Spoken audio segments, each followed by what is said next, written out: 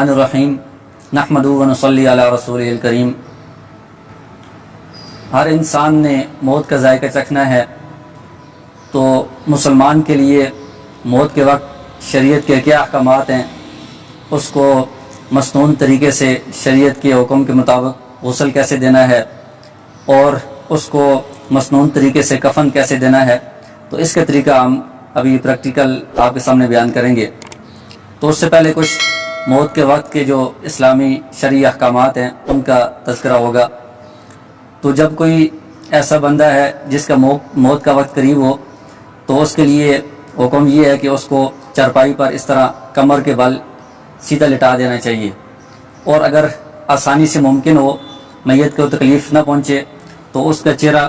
تھوڑا سا قبلے کی طرف اس طرح گھما دیں، اور اگر اس سے اس کو تکلیف ہو رہی ہو تو پھر اس کو اسی طرح سیدھا ہی رہنے دیں۔ اور جو بندہ اس کے پاس بیٹھا ہے، ایک بندہ یا دو بندے، تو ان کے لیے حکم یہ ہے کہ وہ اس کو کلمہ کی تلقین کریں گے۔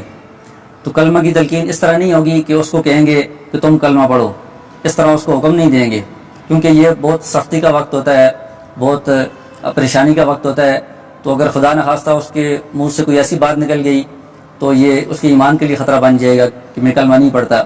تو اس لیے اس کو حکم نہیں دینا ہے، بلکہ کلمہ کی تلقین کا مطلب یہ ہے کہ اس کے سامنے جو پاس بیٹھے ہوئے لوگ ہیں وہ خود اونچی آواز سے کلمہ پڑھنا شروع کر دیں گے۔ تو اشہد ان لا الہ الا اللہ و اشہد ان محمدا عبدہ و رسولہ، یہ اس کے پاس اونچی آواز سے کہنا شروع کریں گے، تو اس کو بھی اس سے توفیق ہوگی، وہ بھی آہستہ آہستہ کلمہ پڑھنا شروع کر دے گا۔ اور ایک مرتبہ جب اس نے کلمہ پڑھ دیا ہے تو اب اس کے بعد بار بار اس کو تاکید نہیں کرنی چاہیے، کیونکہ جب ایک مرتبہ اس نے کلمہ پڑھ لیا ہے تو اب یہ اس کا آخری کلمہ ہو گیا ہے۔ تو اب اسی بار اگر اس کی وفات ہو جاتی ہے تو حدیث میں آتا ہے کہ من کان آخر کلامی لا الہ الا اللہ محمد رسول اللہ دخل الجنہ، جس کا آخری کلمہ یہ ہوگا تو وہ ضرور جنت میں داخل ہوگا۔ تو جب ایک مرتبہ اس نے یہ کلمہ پڑھ دیا تب اس کے ساتھ کوئی اور بات چیت نہیں کرنی ہے کہ اس کا آخری کلمہ یہی ہونا چاہیے۔ اور جو قریب بندے بیٹھے ہیں ان میں سے اگر کسی کو سورہ یاسین زبانی یاد ہو یا کوئی دیکھ کر پڑھنا چاہے تو وہ بھی اس کے پاس پڑھنی چاہیے، کیونکہ سورہ یاسین پڑھنے کی وجہ سے جو روح نکلنے کے وقت سختی ہوتی ہے اس میں کمی آتی ہے، روح نکلنے میں آسانی ہوتی ہے۔ تو جب روح نکل جائے گی تو اس کے بعد سب سے پہلے یہ کریں گے کہ میت کا جو چہرہ ہے اور سر ہے، کوئی پٹی لے کر اس کے سر کو، چہرے کو اس طرح باندھ دیں گے جبڑوں کو کہ اس کا منہ بالکل بند ہو جائے، اور اس کی جو آنکھیں ہیں اگر کھلی ہیں تو آرام سے ان کی آنکھوں کو بند کر دیں گے، اور اس کے بعد جو اس کی بازو ہیں وہ اگر اوپر ہیں یا اس طرح ہیں تو ان کو ہم سیدھا کر دیں گے، بالکل ٹانگیں اگر اوپر ہیں تو ان کو بھی بالکل سیدھا کر دیں گے۔ تو یہ روح نکلنے کے بعد صرف سب سے پہلا کام یہ کریں گے جی۔ پاؤں کے انگوٹھے بھی اگر وہ ضرورت پڑے اگر کھلے ہوئے ہیں تو ان کو بھی باندھ دیں، ورنہ ٹانگیں اور بازو یہ سیدھے کر لیں اور آنکھوں کو بند کر دیں، اور جو جبڑے ہیں ان کو اس طرح باندھ دیں کہ منہ آپس میں بند ہو جائے۔ اس کے بعد میت کو غسل دینا ہے، تو میت کو غسل دینا شریعت میں صرف ایک مرتبہ واجب ہے، یعنی میت کو غسل دینا اس کا حکم یہ ہے کہ یہ واجب ہے، اور یہ میت کا غسل صرف ایک مرتبہ ہے۔ ہمارے ہاں جو رواج ہے بہت سارے علاقوں میں کہ 2 مرتبہ غسل دیا جاتا ہے، ایک مرتبہ شروع میں دیتے ہیں وفات کے بعد، اور ایک مرتبہ جنازے سے پہلے دوبارہ دیتے ہیں۔ تو یہ شرعی طور پر ٹھیک نہیں ہے، کیونکہ غسل دیتے وقت میت کو بہت الٹنا پلٹنا پڑتا ہے، اس کو بہت ذرا سے تکلیف ہوتی ہے، تو یہ اس کے ساتھ ظلم ہے۔ تو ایک مرتبہ غسل کافی ہے، شروع میں دے دی ہے، تو اب جنازے سے پہلے دوبارہ غسل دینے کی ضرورت نہیں ہے۔ تو غسل دینے کے لیے ہم کیا کریں گے کہ اس طرح ایک تختہ جو ہے یہ غسل والا جو عام طور پر مساجد میں رکھا ہوتا ہے، یا اگر تختہ میسر نہیں ہے تو کوئی بھی ایسی لکڑی کی چیز یا خالی زمین پر بھی اس کو لٹا سکتے ہیں۔ تو اس سے پہلے یہ جو تختہ ہے میت کو لٹانے سے پہلے اس تختے کو 3 مرتبہ دھو لینا چاہیے، پانی سے دھو لیں، اس کو صاف کر لیں۔ اس کے بعد اگر خوشبو کی دھونی اس کو دی جاتی ہے، اگر آسانی سے ممکن ہو تو دے لیں، ورنہ پانی سے اس کو دھو کر صاف کر لینا کافی ہے۔ پھر اس کے بعد میت کو لا کر اس کپڑے پر، اس تختے پر لٹایا جائے گا، اور پھر اس کے بعد میت کا جو سطر ہے اس کو ایک موٹے کپڑے سے ڈھانکا جائے گا۔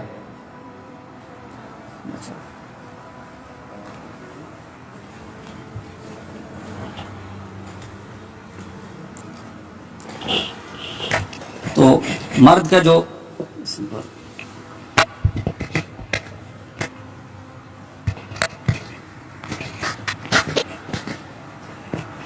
مرد کا سطر ناف سے لے کر گھٹنے تک ہے، تو ناف سے اوپر یہ موٹا کپڑا ہونا چاہیے اور گھٹنے سے نیچے تک ہونا چاہیے، اور خواتین کا سینے سے اوپر تک ہونا چاہیے اور گھٹنے سے نیچے تک ہونا چاہیے کپڑا۔ یہ جب موٹا کپڑا ہم نے ڈالا ہے، موٹا کپڑا اس لیے ضرورت ہے کہ ہم غسل دیں گے تو یہ کپڑا گیلا ہوگا، اگر باریک کپڑا ہوگا تو اس میں سے سطر نظر آئے گا، تو اس لیے موٹا کپڑا اس کے اوپر ہونا چاہیے۔ جب یہ کپڑا ہم نے ڈال دیا ہے، اب جو میت کے کپڑے ہیں ان کپڑوں کو ہم اتار دیں گے۔ تو کپڑوں کو اسی طرح اتارنا تو ممکن نہیں ہے، میت سے بہت مشکل ہوتا ہے، تو اس کا طریقہ یہ ہے کہ اس کو آپ کاٹ دیں۔ تو کاٹنے کے لیے کینچی لے کر یہ جو قمیض ہے اس کو یہاں سے کٹ لگا دیں، بازو کو ادھر سے کٹ لگا دیں، ادھر سے بھی دونوں کو، قمیض کو بھی نیچے سے اور بازو کو بھی کٹ لگا دیں، اور اس کو پھر اس طرح اوپر نکال لیں، گلے سے باہر نکال لیں۔ اسی طرح اور یہ جو سطر والا کپڑا رکھا ہوا ہے، اس کپڑے کے نیچے ہاتھ ڈال کر اس کا اظہار بند کھول دیں گے، اور نیچے کی طرف سے اس کی جو شلوار ہے اگر آسانی سے نکالنا ممکن ہو تو اس کو کھینچ کر نکال دیں گے، ورنہ اس کو بھی کینچی کے ساتھ کاٹ کر اس کو بھی باہر نکال دیں گے۔ جب اس کے کپڑے اتار دیے ہیں، یہ کپڑا اوپر رکھا ہوا ہے سطر ڈانپنے والا، تو اس کے بعد ہم اس کے لیے غسل شروع کریں گے۔ تو میت کے غسل کا بھی وہی مسنون طریقہ ہے جو زندہ آدمی کے غسل کا طریقہ ہے۔ زندہ بندہ اگر غسل کرنا چاہتا ہے تو مسنون طریقہ یہ ہے کہ پہلے وہ استنجا کر لے، اور اس کے بعد پھر وضو کر لے، پھر اس کے بعد پورے جسم پر پانی پائے، یعنی غسل کرے۔ تو میت کا جو غسل کا طریقہ ہے وہ بھی اسی طرح ہی ہے۔ سب سے پہلے کیا کریں گے کہ جو غسل کرانے والا ہے وہ اپنے ہاتھ پر، بائیں ہاتھ پر دستانہ پہن لے، جو عام طور پر ڈاکٹر حضرات استعمال کرتے ہیں، وہ دستانہ مل جائے وہ پہن لیں۔ اگر وہ نہ ملے تو کوئی بھی کپڑا لے کر اس کو ہاتھ کے ساتھ باندھ لیں، چھوٹا کپڑا ہو، کوئی چھوٹا رومال ہو، اس کو ہاتھ کے ساتھ اس طرح باندھ لیں، موٹا کپڑا ہونا چاہیے۔ تو ہاتھ کے ساتھ جب کپڑا باندھ لیا ہے، اس کے بعد پھر پانی آپ کے پاس پہلے سے موجود ہوگا، پانی نیم گرم ہونا چاہیے، بہت ٹھنڈا بھی نہ ہو، بہت ذرا گرم بھی نہ ہو، نیم گرم پانی کے پہلے سے انتظام کر لیں۔ تو اس میں مگے میں پانی لے کر بایاں ہاتھ اس کپڑے سے نیچے اس طرح ڈال کر پانی بھی ڈالیں گے اس طرح، اور اس کا استنجا کرا دیں گے۔ جب استنجا کروا دیا ہے، اچھی طرح اس کو صاف کر دیا ہے، اس کے بعد دوسرا مرحلہ یہ ہے کہ دستانے اتار دیں گے۔ اب اس کو وضو کروانا ہے۔ تو وضو میں زندہ بندے تو کلی بھی کرتے ہیں، ناک میں پانی ڈالتے ہیں سارا، اس میں کلی اور ناک میں پانی ڈالنے کی ضرورت نہیں ہے، بلکہ کلی کے بجائے تھوڑی سی روئی لیں گے، آپ روئی کو اس طرح کر لیں گے، اور اس روئی کو پانی میں بھگو کر اس کے منہ میں، ہونٹوں پر اس طرح مل دیں گے، تر روئی کو۔ اگر منہ کھلا ہوا ہو تو اندر جو دانت ہیں ان دانتوں پر بھی اس کو مل دیں گے، تو یہ اس کی کلی ہو جائے گی۔ ایک مرتبہ روئی کو اتار کر کے اس طرح لگایا، پھر دوسری مرتبہ اور روئی لے کر اس کو بھی اس طرح بنا کر، اس کو بھی اتار کر کے اس طرح دوبارہ اس کے ہونٹوں پر لگا دیے، دانتوں پر لگا دیے، اس طرح 3 مرتبہ کریں گے، تو یہ کلی ہے۔ پھر اس کے بعد اور روئی لے کر اس کو اتار کر کے، اس کو اس طرح بنا کر تر کر کے اس کے ناک میں اس طرح صفائی کر دیں گے، تر روئی کو اس طرح پھیر دیں گے، گمار دیں گے ایک مرتبہ، پھر دوسری مرتبہ دوبارہ اس طرح روئی لے کر اس کو بھی تار کر کے اس طرح اس کی ناک میں دونوں طرف گھما دیں گے، پھر تیسری مرتبہ روئی لے کر اس کو تار کر کے اس کے ناک میں دونوں طرف گھما دیں گے۔ تو یہ کلی اور ناک میں پانی ڈالنا یہ اس طرح روئی کے ذریعے سے ہوگا۔ اس کے بعد جو وضو کے فرائض ہیں وہ ہم پورے کریں گے، کہ چہرے کو دھونا ہے، اور بازوؤں کو دھونا ہے، اور سر کا مسح کرنا ہے، اور پاؤں دھونے ہیں۔ لیکن چہرے کو دھونے سے پہلے یہ ضروری ہے کہ روئی لے کر، خشک روئی لے کر، اس کا اگر منہ کھلا ہوا ہے تو منہ پر بھی اس طرح آپ رکھ لیں، اور ناک میں بھی ڈال لیں دونوں طرف، اور دونوں کانوں میں بھی روئی ڈال لیں، تاکہ جب ہم پانی اس پر ڈالیں گے وضو کے لیے یا بعد میں غسل کے لیے تو وہ پانی اندر نہ جائے۔ کانوں میں بھی، ناک میں بھی، اگر منہ کھلا ہوا ہے تو منہ پر بھی روئی ہم رکھ دیں گے تاکہ پانی اندر نہ جائے۔ تو اب وضو میں اس کے چہرے کو پانی ڈال کر، چہرے کو ہم اس طرح پانی ڈال کر دھو دیں گے، تو یہ وضو کا ایک فرض پورا ہو جائے گا۔ اس کے بعد بازوؤں کو دھونا ہے، تو پہلے دائیں بازو کو اس طرح اٹھا کر 3 مرتبہ کونیوں سمیت، جس طرح وضو میں دھوتے ہیں اس طرح ہم دھوئیں گے۔ پھر اس کے بعد بائیں بازو کو اس طرح اٹھا کر کونیوں سمیت 3 مرتبہ دھو لیں گے۔ اس کے بعد پھر جو غسل کرانے والا ہے وہ اپنے ہاتھ کو گیلا کر کے اس کے سر پر اس طرح مسح کر دے گا۔ پھر اس کے بعد پانی لے کر جو اس کے پاؤں ہیں، دائیں پاؤں کو پہلے 3 مرتبہ دھو لیں گے، پھر اس کے بعد بائیں پاؤں کو 3 مرتبہ دھو لیں گے، تو یہ اس کا وضو مکمل ہو جائے گا۔ جب وضو مکمل ہو جائے تو اب اس کے بعد جو اگلا مرحلہ ہے وہ غسل کا ہے، یعنی غسل شروع ہو جائے گا۔ تو اس میں سب سے پہلے یہ ہے کہ میت کا جو سر ہے اور مرد ہے تو اس کی جو داڑھی ہے اس کو ہم اچھی طرح پانی کے ساتھ دھوئیں گے اور اس پر ہم صابن بھی لگا دیں گے۔ تو پانی ادھر سے لے کر اس کے سر پر بھی ڈالیں گے اور بالوں کو اچھی طرح ہم بھگوئیں گے کہ اس کے اندر پانی پہنچ جائے، داڑھی کے اندر بھی پانی پہنچ جائے، چہرے کو بھی اچھی طرح ہم پانی کے ساتھ صاف کریں گے۔ جب یہ سر اور داڑھی اور چہرہ اچھی طرح صاف ہو جائے اس پر پھر صابن بھی لگا لیں گے، صابن کے ساتھ دوبارہ اس کو ہم دھو لیں گے۔ اس کے بعد پھر ہم اس مردے کو بائیں کروٹ پر لٹائیں گے۔ بائیں کروٹ پر اس لیے لٹائیں گے کہ دائیں طرف سے ہم اوپر پانی ڈالیں گے۔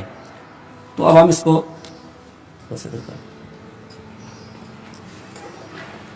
یہ سطر والا کپڑا بڑا ہونا چاہیے ہر طرف سے کہ اگر اس کی کروٹ بدلیں تو سطر ظاہر نہ ہو۔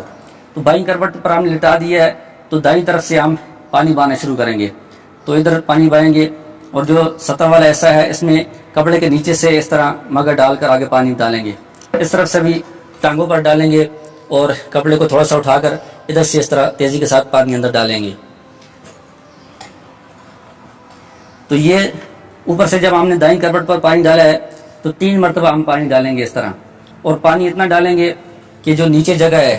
جو نیچے بائیں کروٹ ہے تختے کے ساتھ جو لگی ہوئی جگہ ہے وہاں تک پانی پہنچ جائے، سامنے کی طرف سے بھی پیچھے کی طرف سے بھی نیچے تک پانی پہنچ جائے، اتنا پانی ہم ڈالیں گے۔ پھر اس کے بعد ہم ان کو دائیں کروٹ پر لٹائیں گے۔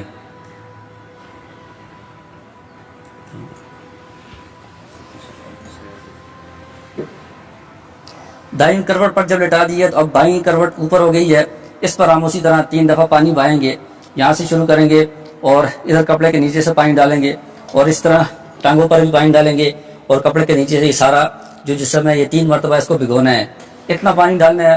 کہ سامنے سے بھی اور پیچھے سے بھی نیچے جو جگہ ہے تختے کے ساتھ جو لگی ہوئی ہے وہاں تک پانی پہنچ جائے۔ جب 3 مرتبہ یہ پانی ڈال دیا ہے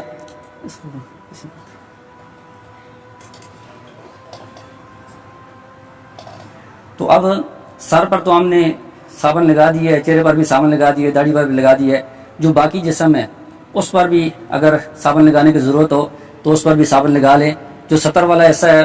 اس پر صابن لگانے کے لیے پھر ہاتھ پر دستانہ یا کپڑا باندھنا ضروری ہوگا، اور باقی جسم پر بھی صابن لگا لیں۔ جب صابن لگا لیا ہے اس کے بعد یعنی 3 دفعہ تو ہم نے پہلے پانی ڈالا تھا، صابن لگانے کے بعد اب ایک اور دفعہ اصل جو مسنون طریقہ ہے وہ تو یہ ہے کہ پانی میں کافور ایک خوشبو ملتی ہے، وہ ملا کر اس پانی کے ذریعے سے آخری مرتبہ صابن لگانے کے بعد اس پورے جسم پر پانی ڈال دینا چاہیے۔ اگر کافور والا پانی نہیں ملتا تو وہی پانی جو ہمارے پاس پہلے سے موجود ہے نیم گرم پانی وہ ہم ڈالیں گے۔ تو اس مرتبہ صرف ہم ایک طرف ہی ڈالیں گے کہ اس کو اب بائیں کروٹ کی طرف لٹا کر اس طرف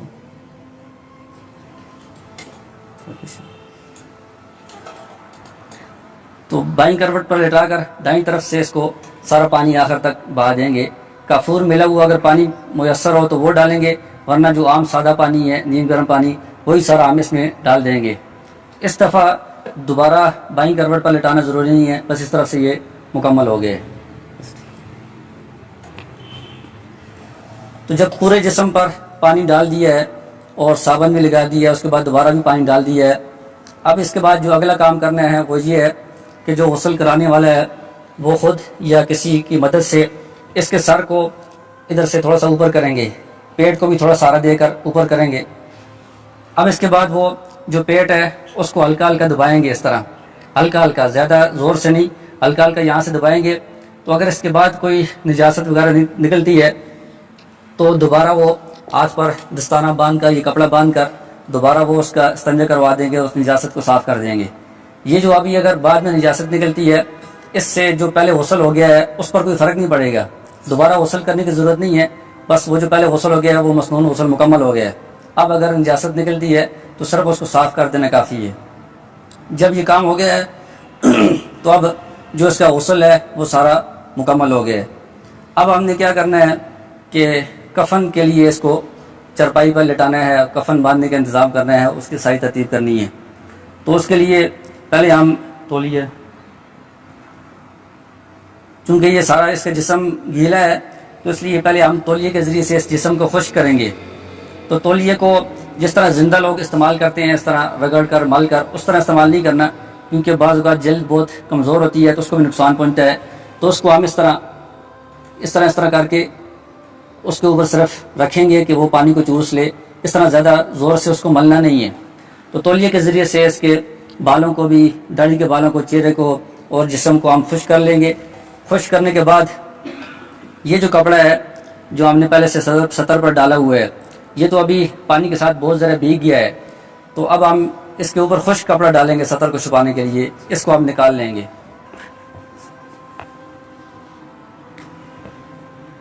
تھوڑا اس طرح گرم ہوتے. تو یہ کپڑا بھی اتنا ہونا چاہیے کہ ناف سے لے کر گھٹنے تک جو سطر ہے وہ چھپ جائے. تو یہ خشک کپڑا جب آپ نے ڈال لیا ہے تو آپ اس کو ادھر سے پکڑیں دونوں طرف سے. تو نیچے سے جو گیلا کپڑا ہے اس کو پاؤں کی طرف سے کھینچ کر نکال لیں گے. تو اب جو گیلا کپڑا ہے وہ نکال لیا ہے، یہ خشک کپڑا اس کے اوپر آ گیا ہے اور اس کے جسم کو بھی تولیے سے خشک کر دیا ہے. اب ہم اس کو اٹھا کر جو کفن ہم نے پہلے سے بچھایا ہوا ہوگا اس پر رکھیں گے اور کفن کو باندھنے کا انتظام کریں گے. تو کفن کو کیسے بچھانا ہے پہلے اور اس کے اوپر میت کو کیسے لٹانا ہے، کیسے باندھنا ہے، تو وہ ہم چارپائی پر اس کی پریکٹس کریں گے. ٹھیک ہے.